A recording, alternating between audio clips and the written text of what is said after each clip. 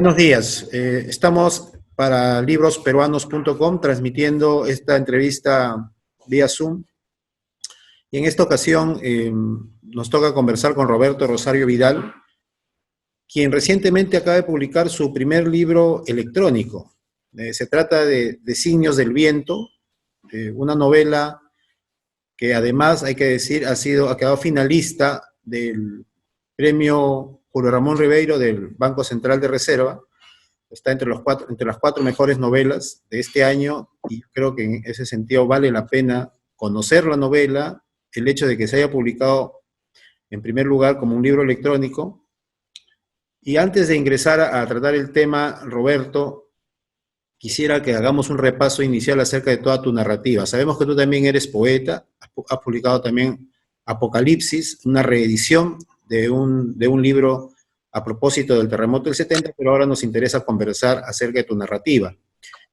Roberto, empezaste tu trayectoria narrativa hacia la década del 80, si no me equivoco, creo que en 1985, en que publicas El Trotamundos, que es un libro de relatos en el que incluyes uno directamente relacionado con este título, El Trotamundos, que luego se convierte en una suerte de saga infantil, en donde retratas un poco el departamento al cual tú tienes mucho que agradecer porque ahí te formaste, que es el departamento de Ancash. Cuéntame un poco acerca de la historia del Trotamundos, cómo aparece y cómo te has ido desplazando con este libro que tiene luego una posterior saga. Muchas gracias, Ricardo, por esta oportunidad de compartir con tu público, con los lectores de libros peruanos. Bueno, yo comencé a trabajar temas literarios en la década del 70 con poesía, y había publicado varios libros de poesía: Posesión Rebelde, Inventario de Iras, Otoño 20 y Perfil del Llanto, entre otros. Viajé a Buenos Aires, para conocer la ciudad y ver los libros que emanaban de aquella ciudad tan importante, porque entonces los libros que llegaban al Perú precisamente venían de Argentina, venían de México. Y llegué a la editorial Plus Ultra, donde se publicaban libros para niños, un tema que ya me interesaba porque ya estaba trabajando esa temática. Y conocí a la directora de la editorial, que me preguntó si tenía algún libro en manos, algún libro inédito. Y bueno, pues sí tenía un libro mecanografiado con el título de El Trotamundos. Me pidió que le deje, lo revisó, y al día siguiente me llamó al hotel para decirme que le interesaba publicar ese libro y que me acerque para firmar el contrato. Fue el primer contrato que publiqué en mi vida, porque pues en el Perú entonces los autores éramos también editores, porque no habían editoriales a nuestro alcance.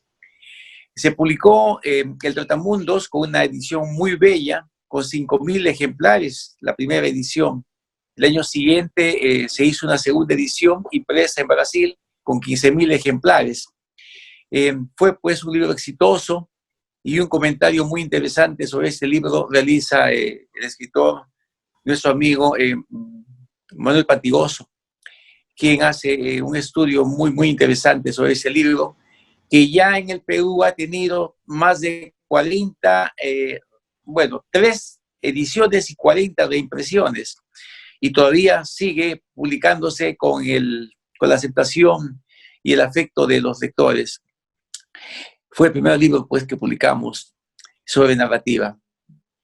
Bien, y esta aventura del Trotamundos obviamente continúa, ¿no? Porque tú has luego publicado El Trotamundo en Callejón de Guaylas, El Trotamundo en El Valle Encantado, que es el Callejón de Conchucos, y recientemente, el año pasado, El Trotamundos en la insólita bahía, cuando llega este camioncito, que se llama El Trotamundos, ¿no? Donde están Gabriel y su amigo, el chofer del camión, viviendo estas aventuras, llegan a Chimbote, específicamente a Nuevo Chimbote. ¿Cómo te animas a aventurar a Gabriel a hacer todo este viaje por el departamento de Ancash? Bueno, El Trotamundos, como dice el título, es la historia de un niño viajero. La historia en el Trotamundos inicial comienza cuando un niño, saliendo de la escuela en un lugar muy modesto, ve que se ha armado la carpa de un circo, el Circo Cóndor, esos circos que pasean por los pueblos del Perú. El niño, impresionado, mira la carpa y ve a una niña que está tomando sol, ensayando, tocando la guitarra. Una niña más o menos de la edad de él, 8, 9 años. El niño se acerca, escucha tocar a la niña, y impresionado, pues pasa al día siguiente tratando de encontrarse con ella, y al segundo o tercer día la vuelve a ver, y así a todas las funciones se agencia dinero para las entradas y para ver a la niña de la guitarra, que se llama Maribel. Logra establecer alguna amistad, sabe su nombre, y bueno, cuando se va al circo, él se queda muy triste y piensa que va a hacer lo posible por tratar de en algún momento encontrarse con esta amiga, con Maribel, la niña de la guitarra. Y acaba así ese primer libro. Con el transcurso de los años, los lectores me decían, pero ¿y no se vuelve a encontrar, no se vuelve a reunir niños y adultos? Hasta que se me ocurrió publicar El Trotamundos en el Callejón de Huaylas, donde ese niño, ese personaje que se llama Gabriel, comienza su recorrido en Huallanca, que es donde se inicia el Callejón de Huaylas. En Huallanca conoce a un niño que ilustra botas, que vende periódicos, y entabla un diálogo con ese chico, que cuando le pregunta ¿cómo te llamas? Le dice Cholito, y se va corriendo. Pasa a Caraz. En Caraz le cuentan historias sobre la ciudad, sobre el romance entre el Huascarán y el Guandoy. Llega a Yungay, le cuentan historias, Caguás, Huaraz, en busca de la niña, porque la niña le había dicho que iba a estar en el Callejón de Huaylas. Al final de su recorrido, cuando ya el desanimado prácticamente con su amigo Gabriel, que es el chofer del camión llamado el Trotamundos, ya se vuelve a Lima, divisa a lo lejos la carpa blanqueazul del circo y le dice: el circo, llévame por favor. Y se acerca y encuentra a su amiga, ya más crecidita, ya no tiene 8 años, tiene 9 años, 10 años, conversan con ella y intercambian el número de teléfono todavía, no celular. Y así pasa el tiempo y surge la oportunidad durante las vacaciones de fin de año de visitarle a su amiguita, que le manifiesta que se encuentra en Chavín. Él pregunta a su amigo, el chofer, a Gabriel, le dice: ¿no vas a ir por si acaso a Chavín? Bueno, le dice: sí, yo tengo planeado llegar por allá, porque Gabriel, él es un transportista que lleva carga de Lima a los pueblos del Callejón de Huaylas y trae del Callejón de Huaylas carga también, papas, maíz, oca, oyucos para vender a Lima. Entonces él viaja constantemente y comunicándose Gabriel con su amigo, Armando, con su amigo Armando, se ponen de acuerdo y le dicen: sí, voy a pasar por Chavín. Y él trata de llegar a una fecha determinada, pero se da con la sorpresa que el circo ya no estaba en Chavín. Desanimado, le acompaña en su recorrido, distribuyendo la carga por diferentes lugares, y así conoce pues San Marcos, Chavín, Huari, Yamellín, Axo, Chingas, y finalmente se van hacia Chacas, en donde él ve la carpa del circo y se alegra pues enormemente y puede comunicarse con ella. Se encuentran, se abrazan, ya tienen 11, 12 años y acuerdan comunicarse ya a través del celular. Es así como se produce posteriormente el encuentro en Chimbote, pero un encuentro que inicialmente se ve frustrado porque la niña, Maribel, pierde el celular. Y cuando él está viajando a Chimbote, ya porque decidido a encontrarse en una fecha determinada, pierde contacto 3, 4, 5 días y no sabe qué es lo que ha pasado con ella. Nuevamente desanimado dice: algo ha sucedido. Ya no tiene 10 años, tiene 11 años, 12 años, una chica bonita, y de repente pues ya no le interesa mi persona. Ya arregla sus maletas, decidido a volverse a Lima, cuando recibe de madrugada una llamada de su amiga y le dice, estoy en Chimbote, y logran encontrarse allá. En realidad, ese libro, El Trotamundos, es, ¿cómo decir? Es un libro que me permite mostrar el paisaje, la cultura, las tradiciones, los mitos, las leyendas de cada uno de los pueblos que recorre mi protagonista para encontrarse con su amiga. Es un libro muy bonito, tiene como público a niños, ¿no? Tiene bellas ilustraciones, generalmente con páginas a color, y es muy motivador, muy interesante. Me ha dado muchas satisfacciones porque quienes piden la continuación de esta historia son los propios lectores, los niños. Bien, y efectivamente, de alguna manera dirigido al público infantil y juvenil, también son, aparte de esta saga del Trotamundos, otras dos sagas, ¿no? Que son El Clan del Jaguar Negro, que tiene más, una categoría más fantástica, si se podría de alguna manera. Yo creo que también ya estás en una trilogía, me parece, en este libro. Pero a mí me interesa la otra, no sé si llamarla saga, pero yo la interpreto de ese modo porque también encontramos al mismo Gabriel en otra serie de aventuras que conforman estos tres libros que son Mi casita de adobes, Chica Chica de limón y Fluffy. Yo, de repente tú también has escuchado esta frase que dice, los escritores escribimos un solo libro, pero que está repartido en diferentes títulos, ¿no?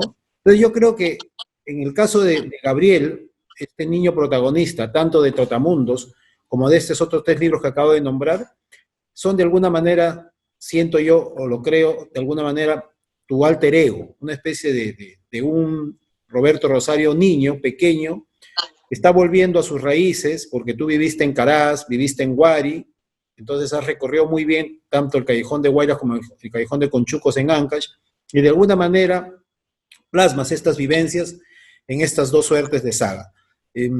¿Cómo así es la aventura de crear, nuevamente para Gabriel, este mundo que inicia en Lima, muy pequeñito, en Mi casita de adobes, y llega hasta Chica Chica de limón y Fluffy? A propósito, Fluffy es un libro también que quedó finalista el anteaño pasado en el Premio Altazor Internacional de Novela Infantil, por lo cual también te felicito, y que de todas maneras conforman todo otro universo de Gabriel, pero ya más ligado a Lima y específicamente a Caraz. Cuéntame un poco esta aventura narrativa. Gracias. Qué interesante, mira, tu apreciación, tu interpretación de lo que yo hago, lo que escribo. Un poco para ver dónde nace primero el Trotamundos. Yo vivía en Caraz, en una casa grande, en una casa que no era propia, que mi padre la tomó en hipoteca, y comenzaba en una calle y acababa en otra calle. Y en alguna oportunidad de mi vida, mi padre alquiló el canchón del fondo para que se instale un circo. Y entonces yo vi armar la carpa del circo, desde cuando plantaban las torres, ponía los cables, se armaba la carpa, y compartía un poco durante esa semana, 2 semanas que se quedó el circo en mi casa, o en el corralón que quedaba detrás de mi casa, y con los artistas, jóvenes, adultos, niños, y posiblemente era vacaciones de julio, y tuve esa gran experiencia que motivó pues el Trotamundos, ¿no?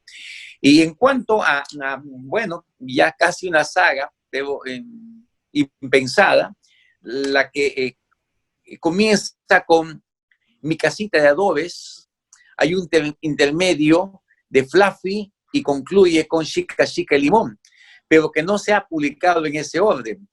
Primero se publicó Chica Chica y limón en los años 80, ¿no? Como dices, con reminiscencias de mi infancia, ¿no? En Caraz, porque yo tuve la suerte de abrir los ojos a la vida en Caraz. Estudié educación inicial y primaria en Caraz. Creo que los años más felices de mi vida se remontan a esos años, a partir de los 2 o 3 años, ¿no? Que recuerdo.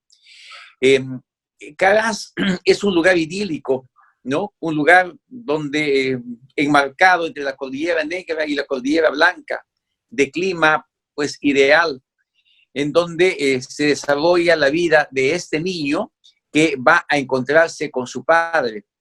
La historia trata de un niño que está en Lima y que por alguna razón no conoce a su padre. Su padre ha tenido que salir, en este caso por razones políticas que el niño no entiende, y recibe una carta y le dice: ya estoy en Caraz.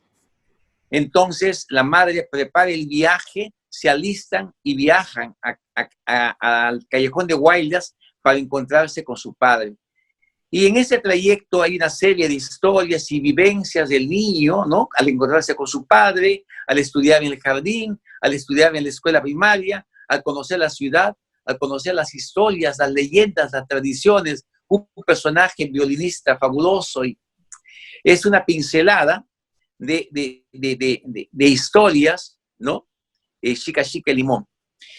Pero ese libro, que se había publicado con bastante éxito, que inclusive fue llevado a la televisión por el Ministerio de Educación a través del INTE, el Instituto de Teleeducación, y que una vez publicado, ¿no? Difundido a nivel del Grupo Andino, gana un premio como la mejor película para niños, otorgada por la Universidad Católica, por CETUC en aquel entonces.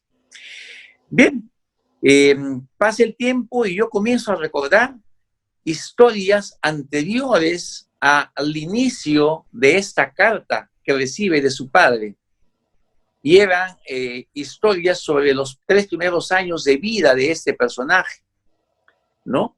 Cuando, por razones diversas, la familia tiene que sufrir una serie de situaciones y tiene que trasladarse desde su casa al centro a una urbanización nueva, a esos pueblos que comenzaban a nacer en los lugares marginales de Lima, en una casa al costado de un afluente del río Rímac, que riega unas haciendas, unos fundos, y esas vivencias donde el niño comienza a ver cómo surgen las ciudades, los pueblos, con gente que ha venido de otros lugares, con casas de esteras, que más tarde se van a convertir en casas de adobe, que más tarde van a ser unos pueblos, y cómo la gente lucha por sobrevivir, por imponerse a esa situación tan difícil. Trato en Mi casita de adobes la situación de los migrantes, la fundación de lo que es ahora todo el cono norte.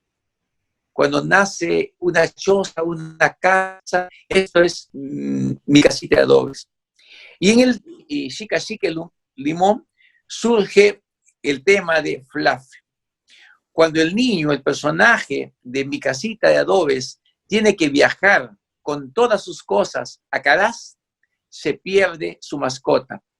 Su mascota que había nacido y crecido con él prácticamente, porque los perros pues viven 8, 10 años, 12 años. Y esta mascota, Fluffy, se pierde en el trayecto. Cuando llega a Caraz, el niño está feliz porque ya se encuentra con su padre, con su madre, pero extraña a su mascota, que ha sido su hermana, su compañera de vida. Y constantemente le está preocupado, preguntando qué es lo que puede hacer para encontrar a su mascota. En esto visita un molino de piedra que existía en Caraz, donde su madre le encarga que cuide la molienda de los granos de trigo, y de pronto se aparece un personaje por su espalda, ¿no? Y comienza a jugar con él. Y le dice: ¿quién eres tú? Y entre broma y broma, el personaje le dice que es el Ixicóilco. El Ixicóilco es un duende, es un personaje de la tradición del Callejón de Guaylas. Es un duende travieso que vive debajo del molino, que vive en el agua y que tiene poderes, aparece, desaparece, tiene mucha fuerza. ¿no? Y entonces en el diálogo el niño le dice, ¿y tú también puedes adivinar, puedes averiguar qué es de mi mascota? Claro, le dice, claro que sí. Y le dice, dime, ¿dónde está mi mascota? ¿Dónde está Fluffy? Y le dice, yo te puedo decir, pero para decirte tienes que cumplir 3 tareas. Y en efecto, le dice, ya, encantado, dime qué tareas. Y le da 3 tareas. Buscar una piedra especial que se encuentra en un lugar muy alejado, buscar la pluma de un cóndor y buscar una flor muy hermosa, ¿no? Que también se encuentra en un lugar único en el mundo, si se quiere, ¿no? La flor de guaganco. Y el niño se las ingenia y toda la historia trata de la búsqueda, ¿no? De estos 3 encargos que le hace el duende hasta que finalmente consigue, ¿no? La respuesta y le dice, y se va al molino y llama a Ichikolko, se aparece y le dice, ya conseguí las 3 cosas. Aquí está la piedra, aquí está la pluma del cóndor y aquí está la flor. Y el duende le acepta las 2 cosas, pero no la tercera, porque la flor lo ha conseguido sin mucho esfuerzo. Consiguió que un tío le mande de un lugar determinado de la provincia de Huari, del departamento de Ancash. Entonces le dice, no, le dice, tú tienes que ir a buscarlo. Pide permiso a su madre, a su padre, y se va a buscarlo, a buscar esta flor. Y llega a la laguna de Purguay, busca por uno y otro lado, se expande su espíritu, viene a la laguna, pero no encuentra la flor, le da la noche y no puede regresar.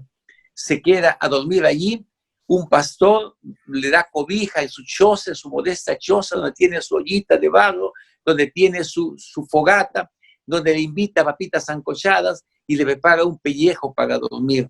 Él comparte estas vivencias con ellos y al día siguiente se despide, triste porque no ha podido encontrar la flor.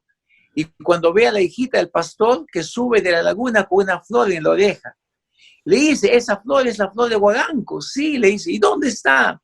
Aquí. La niña lo lleva por caminos intrincados y por fin encuentra la flor. Con esta flor vuelve a encontrarse con el duende, con el Ichikolko, y le dice, bueno, pues al fin has conseguido.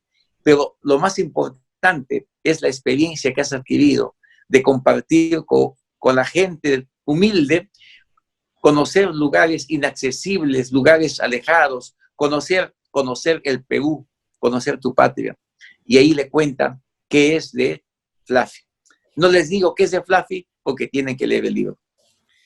Ok, Roberto, y justamente esta última frase que tú has dicho, conocer el Perú, ¿no? Conocer nuestras tradiciones, nuestros mitos, nuestras leyendas, a partir de los cuales también está regada tu novelística, tu narrativa, tiene que ver también mucho ya con tu narrativa para mayores, compuesta también por otra suerte de saga o trilogía, que son estos Volcán de Viento, Volcán de Agua y Volcán de Fuego, ¿no? Donde está, por ejemplo, tu novela Sinchaycocha o tu otra novela Pique Esperanza. Todas estas 3 novelas están movidas alrededor del tema de la minería, que es otra de las disciplinas en las cuales tú te has movido durante muchos años. Es cierto que la minería te ha dado tema para tu narrativa, pero también me imagino que te ha dado tema para plasmar nuestro país desde este punto de vista tan especial, que es el trabajo desde el Ande, desde ingresar en las montañas y conocer cómo el peruano se mueve ahí, pero también conocer las tradiciones y mitos que se tejen alrededor de la minería. ¿Qué te ha dado la minería como tema y qué quieres tú mostrar a través de estas 3 novelas? Gracias. Mira, yo llego a la minería ya, si se quiere, en la segunda, tercera etapa de mi vida. Yo comienzo a trabajar como docente en Puquio, Lucanas. Comienza la reforma educativa, me invitan a trabajar, o gano un concurso y comienzo a trabajar en la reforma educativa en los 70, 72 al 77 acá en Lima. Luego paso a trabajar en el INAVIF desarrollando temas sociales. Llega un gobierno muy difícil con el que yo no concuerdo y me voy del país. Volviendo durante durante los años 87, 88, se me presenta la oportunidad de trabajar desarrollando temas sociales en una empresa minera muy bonita en Chanchamayo, donde comienzo a conocer la realidad de la problemática minera. Una temática muy poco conocida por el común de las personas. Las minas, por lo general, están ubicadas en lugares inaccesibles, en lugares muy alejados, donde la gente tiene que sufrir pues, las inclemencias del tiempo y lo más triste, alejarse de su familia. En las épocas en las que yo comienzo a trabajar en las minas, trabajábamos con un régimen de 20 días de trabajo por 5 días de descanso. Y en la primera mina nos quedamos 3 meses y volvíamos una semana, ¿no?, a ver a nuestra familia. La primera novela que escribo sobre temas mineros es del año 1970. Se inspira, la motivación de esa novela es Quirubilca. Quirubilca es un pueblo minero cuyos orígenes se remontan al incanato, se desarrolla en la colonia, pero ya de una manera más formal comienza a trabajar en la década de 1910 del siglo pasado.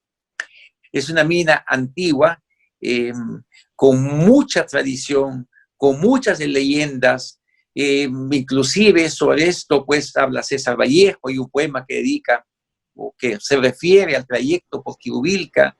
Hay estudios como el de Francisco Izquierdo Ríos que menciona el trabajo en Quirubilca. Y bueno, publico un libro que se llama Quirubilca, Volcán de Viento. Una historia sobre un accidente que ocurre dentro de la mina. En un pique, que es un ascensor, fallecen 3 personas. Una de ellas atravesada por algo a la altura del corazón y tratan de investigar cuál es la causa de este accidente fatal.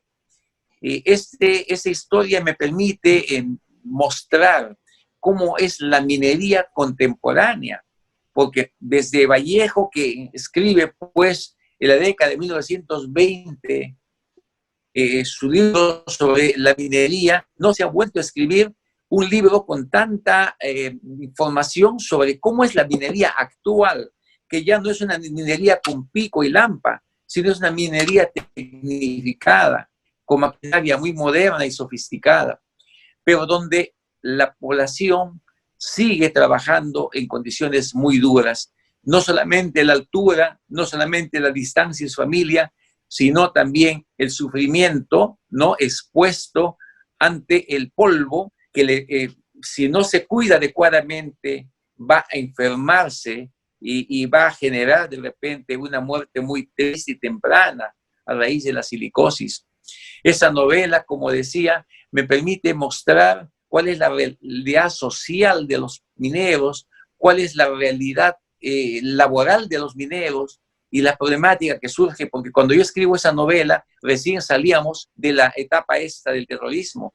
Cuando yo llego a Quirubilca el año 88, todavía tuvimos un atentado donde hubo un ingeniero que falleció y el trabajo era pues cuidándose no solamente de que se pueda caer el cerro, sino de que nos pueda atravesar una bala.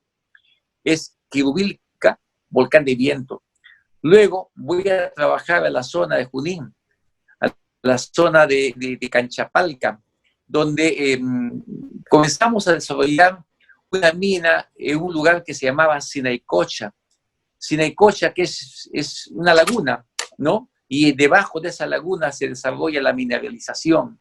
Esta segunda novela me permite mostrar, ya no como Volcán de Viento, la problemática social, sino la problemática ambiental. Cuando llegamos, Canchapalca es un pueblo bello, donde florecen las papas en todos los cerros, en todas las laderas, la flor morada, la flor rosada, y donde la gente nos recibe con mucho cariño, nos invitan comida, nos dan alojamiento dentro de su pobreza, en chozas sobre pellejos, y donde la amistad, el amor, el calor de la gente es lo más impresionante. Comenzamos a trabajar en la mina, llega personal, llegan los descendientes de los comuneros, 30, 40 comuneros ancianos que se habían quedado, comienzan a llegar los hijos, los nietos, los yernos a buscar trabajo, y de pronto este pueblo es inundado por cientos y hasta por cerca de 1000 trabajadores. Se comienza a hacer la carretera, se avanzan los trabajos en la mina, comienza a producirse mineral, y el pueblo ya es un pueblo populoso, donde comenzamos a encontrar botellas de plástico en los ríos, frazadas en las enormes piedras que adornaban antes el río de agua cristalina. Los camiones con el mineral van empolvando las tierras de cultivo, y cuando uno va a comprar algo, todo cuesta. Ya no te regalan agua, ya te venden las gaseosas, aparece un negocio, aparece otro negocio. Crece económicamente el pueblo, aumentan las casas, aumenta el comercio, pero cambia totalmente el ambiente. Inclusive comienzan a producirse algunos conflictos sociales. Hay un suicidio porque un campesino le ha engañado a su esposa con otro, y la mujer se ha casado. Hay violaciones, hay problemas sociales. Nos vemos obligados a crear un centro policial, y bueno, surge la problemática. Se transforma ese pueblo pasivo, agrícola, en un pueblo turbulento, con una problemática totalmente distinta. Yo le llamo Sinaycocha, volcán de agua, porque el desarrollo es en torno al agua, no solamente a la laguna, sino una irrigación que luego va a tener un resultado negativo. Y la tercera novela, que lleva por título Pique Esperanza, Volcán de Fuego, se desarrolla en una provincia de Lima, la provincia de Yauyos. ¿Quién creyera? Pero Lima está rodeado de montañas. En Lima están las minas más altas del Perú, hasta más altas que Cerro de Pasco. Y esta mina, donde tuve la oportunidad de trabajar arriba de los 5000 metros de altura, donde prácticamente se trabaja debajo del nevado, existe una mina que le llamaban Satanás. Una mina terrible, porque era pues inicialmente una mina muy modesta donde habían desarrollado la minería, pero en esas condiciones pero tan difíciles, en donde inclusive había un personaje, el que decía el diablo, ¿no? Nadie sabía su nombre, era el diablo, era el trabajador más antiguo del lugar, que aparecía y desaparecía. Pero es un personaje real, un personaje que estaba inclusive en la planilla, pero tenía unas características muy especiales, tan especiales que el mismo dueño de la mina le tenía mucho respeto. Y bueno, esta historia trata sobre un accidente en donde un perforista, ¿no?, luego de haber hecho que explote el cerro, se cae a un pique. El pique es un hueco profundo de 50 a 100 metros a donde se echa el mineral. Y la historia trata de la caída de este perforista al fondo de ese pique, y en ese tiempo que dura su caída recuerda toda su vida. Recuerda desde su nacimiento, qué es lo que le llevó a trabajar en la mina, cómo se enamoró con su compañera, cómo hizo amigos, qué problemas tuvo, qué percances tuvo, situaciones diversas. La minería, pues, es una industria riesgosa, pero económicamente la más rentable. Prácticamente es la industria que contribuye a que la economía de nuestro país se mantenga estable, acusada de muchas situaciones, muchas veces por desconocimiento. La minería moderna cumple las normas de seguridad y de medio ambiente y se preocupa por proteger sus relaves, ¿no?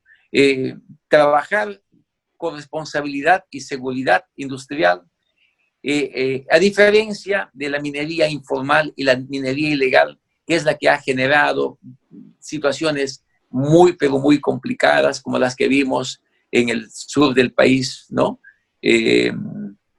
Bueno, pero también a través de los tiempos, la minería ha tenido enormes pecados y grandes responsabilidades, ¿no? Como lo que nos llevó a cuestionar las minas de Cajamarca, que en tanto tiempo de producción y de enriquecimiento, poco o nada contribuyeron con el desarrollo del país. Pienso que esa es una temática nueva, una temática poco tratada, poco desarrollada. Hay algunos autores que están trabajando sobre la temática minera y me alegra bastante porque desde diferentes puntos de vista ellos enfocan lo que está sucediendo en la minería en el país.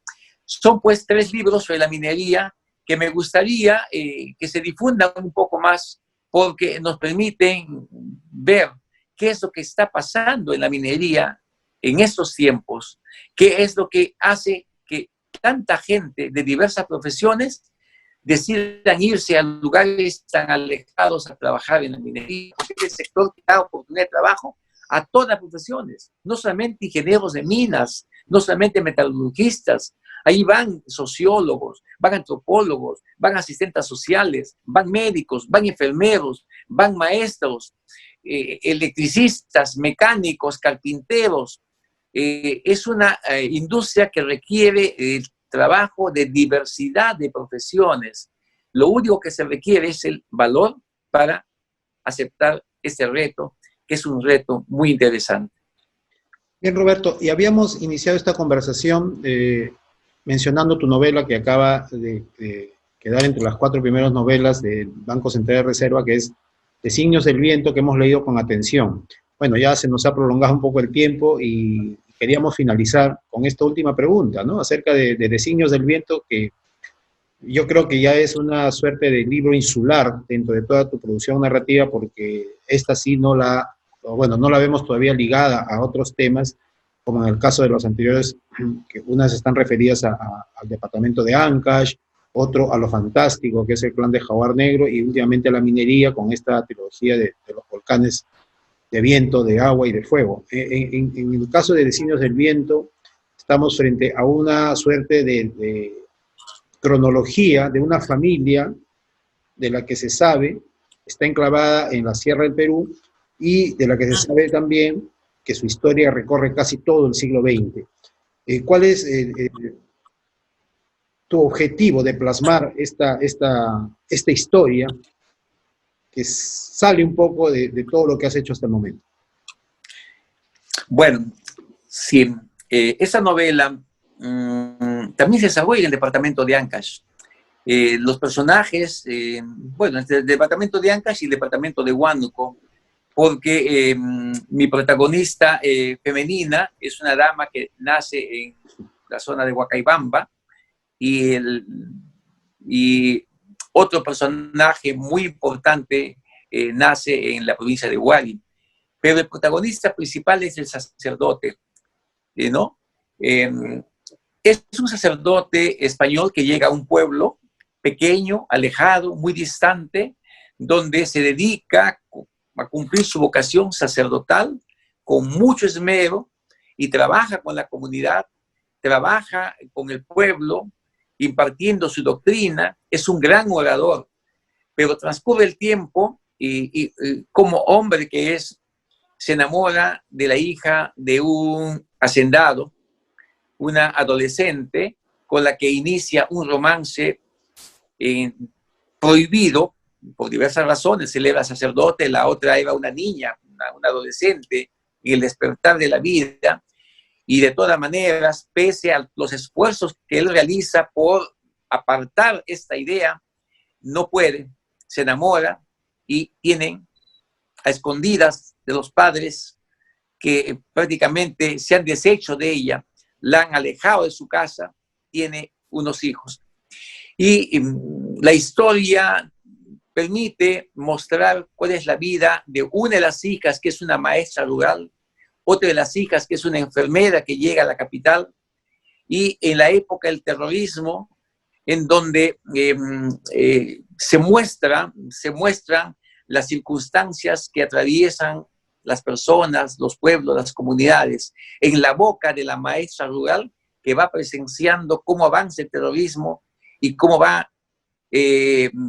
muriendo padres, jóvenes, niños, y va escaseando cada vez más la población escolar a su cargo. Y a raíz de esta situación surge también un entroncamiento, porque uno de los líderes del terrorismo se relaciona con esta maestra, y que después ella descubre que también ha tenido una relación con su hermana que está en la costa, y a raíz de ello surge un niño y una niña que finalmente van a permitir desarrollar la historia en los años posteriores. Bueno, es una historia que muestra cómo se desarrolla la vida en una pequeña burguesía del Ande peruano. He vivido gran parte de mi vida en la sierra. Como decía, inicial y primaria estudié en Caraz, la secundaria y educación estudié en Huari. Prácticamente los 20 años, primeros años de mi vida los he pasado en el departamento de Ancash, y he tenido la oportunidad de conocer desde adentro la problemática social, porque era un joven bastante inquieto. Yo fundé un club de andinismo con el que viajaba cada fin de semana para acampar en la punta de los cerros más elevados, para conocer cómo se vivía, cómo se podía dormir en la cordillera de Cauhuich, cómo podíamos atravesar la cordillera negra para llegar por la quebrada de Quilquehuanca a Huaraz.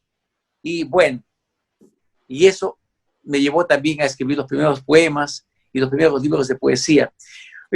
No existían pues los medios de comunicación que distraían la oportunidad de leer en aquel entonces, y nuestras recreaciones se realizaban, unos mediante la práctica del deporte, del fútbol, y otros, como en mi caso, en el montañismo, con un grupo de personas, de jóvenes de mi edad que me acompañaban en esas aventuras, ¿no? Para ver qué es lo que se podía encontrar en los lugares más alejados, en la punta de los cerros más alejados, en donde los antepasados habían construido sus casas, sus chulpas, donde podíamos guarecernos en algunas oportunidades. Bueno, experiencias diversas, creo que he vivido bastante, y esto me ha motivado a escribir sobre temas tan diversos. Y este libro, que acaba de culminar como finalista en un concurso muy importante, va a ser la oportunidad para que los lectores conozcan cuál es la problemática social de estos últimos tiempos en los Andes peruanos. Bien, Roberto, te agradecemos por esta larga conversación. Sinceramente, nos damos cuenta que tu producción es rica, es vasta, y yo creo que no se va a detener por lo pronto. Sé que sigues trabajando, y simplemente agradecerte y poder contar con que los lectores busquen tu literatura, que está dispersa a lo largo de todo el Perú, y también obviamente está dispersa en diversos temas de los que ya hemos escuchado hoy. Muchas gracias, Roberto, y esperamos contar contigo en una nueva oportunidad. Gracias a ti, Ricardo, y a Libros Peruanos por la oportunidad que me brinda de hacer conocer mis publicaciones de manera virtual. Un abrazo muy fuerte. Otro abrazo para ti, Roberto. Muchas gracias.